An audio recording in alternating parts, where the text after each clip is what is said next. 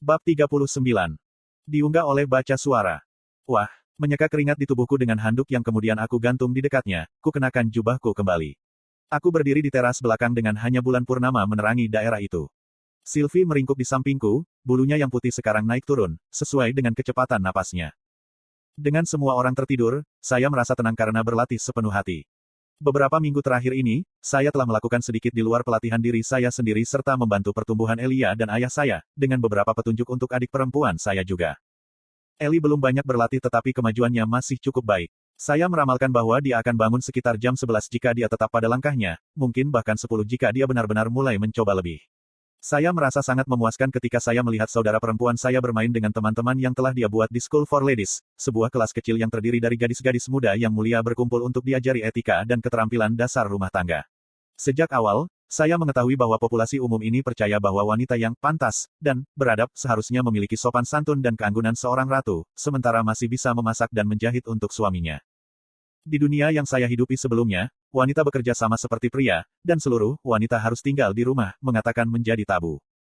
Namun, hal-hal yang dipelajari Eli di sekolah tampaknya hanya diperuntukkan bagi publik, karena meskipun Eli sedang tidur sekarang, dia membuat keributan sebelumnya, mengatakan dia tidak akan pergi tidur jika aku tidak tinggal bersamanya sampai dia tertidur. Iklan. Aku tidak bisa menahan tawa ketika aku membandingkan perilaku manja itu dengan fasad indah dan anggun yang dia pakai di depan teman-temannya, bertingkah seperti wanita dan yang lainnya. Aku hampir tertawa terbahak-bahak ketika dia memanggilku, saudara yang terhormat, di depan beberapa gadis seusianya di pesta minum teh. Ulang tahun saudara perempuanku akan segera datang dan aku bisa tahu dia dengan bersemangat bertanya-tanya hadiah apa yang akan kuberikan padanya. Mengenalnya, dia mungkin akan menyukai apapun yang saya berikan kepadanya selama saya memikirkannya, tetapi dengan kepribadian saya ingin memberinya sesuatu yang fungsional juga. Masalahnya adalah, saya kehabisan uang. Cincin dimensi terkutuk ini membuat saya kehilangan semua emas yang saya peroleh sebagai seorang petualang. Saya berpikir sedikit tentang apa yang bisa saya lakukan untuk mendapatkan uang ketika sesuatu muncul di benak saya. Satu keuntungan nyata yang saya miliki adalah kenyataan bahwa pikiran saya mengandung gagasan dan penemuan yang belum dikembangkan di dunia ini. Dengan senyum puas di wajahku, aku kembali berlatih. Ada dua hal yang saya fokuskan di luar pengembangan inti mana saya, yang saya perkirakan akan mencapai tahap kuning gelap pada saat sekolah dimulai pada musim gugur. Salah satunya adalah pelatihan keras pada keterampilan petir dan atribut es saya, yang sejauh ini merupakan aset saya yang terkuat. Saya memutuskan untuk merahasiakan keterampilan api, air, kilat, dan es saya selama saya tinggal di Akademi Sirus. Menjadi augmenter dua elemen yang mahir adalah perhatian yang paling saya inginkan selama tahun-tahun saya di sana, dan karena Lukas hanya melihat saya menggunakan keterampilan elemen api selama tamasya bawah tanah dan di tempat pengujian, akan lebih sulit baginya untuk menyesuaikan potongan jika saya hanya menggunakan sihir bumi dan angin.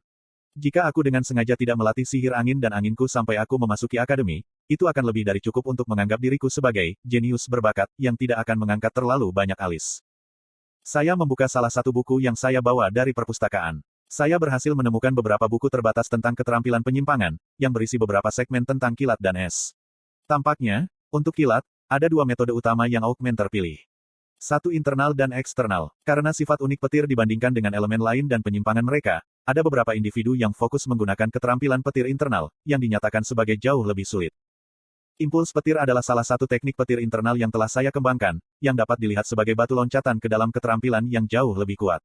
Buku itu hanya melanjutkan dengan mengatakan bahwa, untuk pengguna petir internal, sebagian besar mencapai langit-langit cukup awal sebelum akhirnya beralih ke teknik eksternal. Ini berarti bahwa keterampilan kilat internal belum cukup dikembangkan bagi orang untuk benar-benar menemukan keuntungan di dalamnya. Ini juga rute yang saya pilih. Sementara saya akan memiliki beberapa keterampilan kilat eksternal di bawah ikat pinggang saya tahu dari pengalaman betapa keterampilan internal yang jauh lebih kuat dibandingkan dengan rekan-rekan eksternal. Tentu saja, itu mungkin tidak mencolok, tetapi yang saya inginkan bukanlah pertunjukan cahaya yang menyilaukan, saya menginginkan kekuatan absolut. Butuh waktu dan kesabaran untuk berkembang, tetapi saya sudah tahu hasilnya akan luar biasa karena saya membayangkan level di atas hanya menggunakan arus kecil petir untuk mempercepat reaksi saya. Adapun keterampilan elemen es saya ingin fokus pada berbagai keterampilan untuk bertarung melawan banyak lawan. Skill kombinasi Whitefire dan Absolute Zero adalah skill terkuat saya, yang hanya bisa saya gunakan di bawah power up besar yang saya dapatkan dari fase kedua dari keinginan naga saya, integrasikan.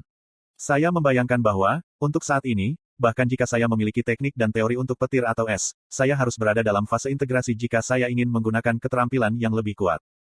Saya tidak bisa tidak tumbuh sedikit tidak sabar pada kenyataan ini, tetapi tidak banyak yang bisa saya lakukan sekarang kecuali kereta. Saya memiliki banyak keuntungan tetapi saya masih tidak puas dengan tingkat kekuatan yang saya miliki. Saya bisa mengatakan dengan keyakinan bahwa, jika saya bertarung melawan mantan saya dari dunia lama saya akan menang. Jumlah mana di dunia ini dan fakta bahwa aku memiliki kehendak naga bersama rotasi mana, aku bisa dengan mudah mengalahkan diriku yang sebelumnya. Namun, dunia tempat saya dipenuhi dengan bahaya yang jauh lebih besar daripada bahaya di dunia lama saya, sehingga tumbuh rasa puas diri pada akhirnya akan merugikan. Saya mengambil buku lain yang saya bawa, yang ada di Beast Wheels. Saya sudah membacanya sekali jadi saya melewatkan bagian untuk melatihnya, yang membuat saya mendesah dalam ketidakberdayaan. Saya melihat ini datang, tetapi saya tidak bisa menahan rasa kecewa ketika saya membacanya pertama kali. Tampaknya cara terbaik untuk melatih makhluk buas itu diperoleh adalah diajarkan oleh makhluk buas itu sendiri. Satu-satunya alternatif lain yang disebutkan adalah mempelajari dengan seksama tentang binatang itu sendiri sehingga penjinak binatang buas dapat belajar dan mempraktikkan sifat-sifat binatang itu. Opsi satu jelas keluar dari pertanyaan, mengingat Sylvia meninggal atau menjadi sandera bagi sosok yang bertanduk hitam itu. Opsi dua memiliki batasnya juga. Fakta bahwa saya bahkan bisa menggunakan salah satu keterampilan, memperoleh, dan bahkan masuk ke fase integrasi adalah karena keistimewaan menjadi legasi Tamer, di mana sejumlah wawasan datang bersama Will. Bahkan untuk seekor naga, dia tampak sangat unik, aku bahkan tidak bisa membayangkan kekuatan macam apa yang dia miliki. Saya berharap dia telah meninggalkan saya beberapa petunjuk tentang apa beberapa kekuatannya sebelum semuanya terjadi. Keluarlah, aku berkata dengan keras sambil memukul kedua pipiku. Menurunkan diri pada apa yang tidak saya miliki tidak akan menyelesaikan apapun. Selain melatih petir dan sihir atribut es saya, keterampilan lain yang ingin saya pelajari adalah pembatalan sihir. Teorinya adalah bahwa atribut elemen mana dimanipulasi, baik melalui bentuk mantra atau melalui pengetahuan luas keterampilan, ketujuan yang diproyeksikan atau ke dalam tubuh Castor itu sendiri. Berbicara secara teknis, partikel mana ini pada dasarnya diberi kode untuk memengaruhi atmosfer atau target spesifik untuk menghasilkan hasil tertentu. Ada penundaan yang sangat kecil dari ketika penyihir melemparkan partikel mana yang diberi kode dan ketika partikel-partikel itu memiliki efek dan membentuk mantra.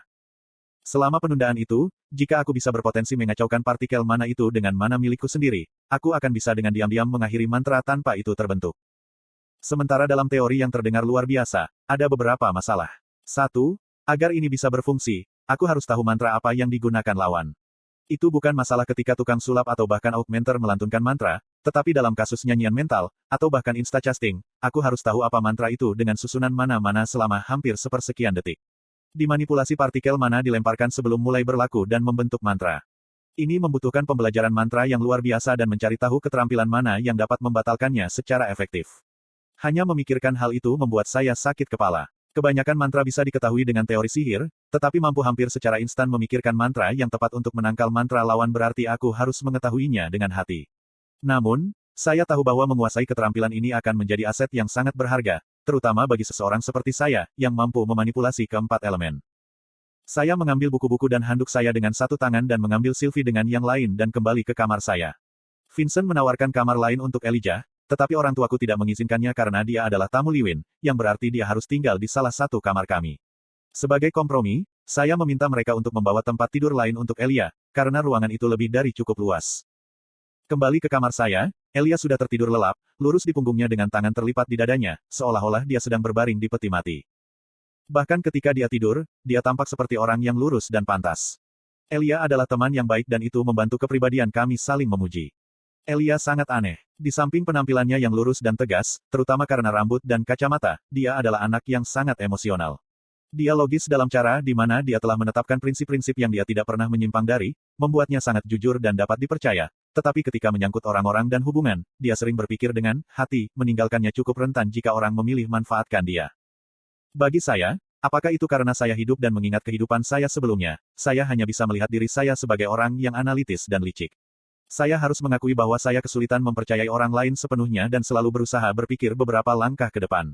Saya agak menyesali kurangnya kepolosan yang saya miliki dibandingkan dengan anak-anak berusia 11 tahun yang normal, tetapi satu hal yang saya sadari adalah bahwa, ketika sampai pada beberapa hubungan dekat yang saya miliki, saya akan menjadi sangat berinvestasi pada mereka, hampir untuk suatu kesalahan. Apakah ada hubungannya dengan menjadi yatim di kehidupan saya sebelumnya? Karena satu-satunya orang dekat yang saya miliki adalah penjaga yang menjemput saya dan kemudian dibunuh. Bahkan sebagai seorang raja, saya tidak bisa mengatakan dengan keyakinan bahwa saya telah menjadi yang paling dewasa, dan dalam banyak aspek. Saya bahkan akan mengatakan bahwa saya tidak seperti raja, tetapi satu hal yang tidak dapat saya ubah adalah jumlah kepentingan yang saya miliki untuk orang-orang yang saya hargai.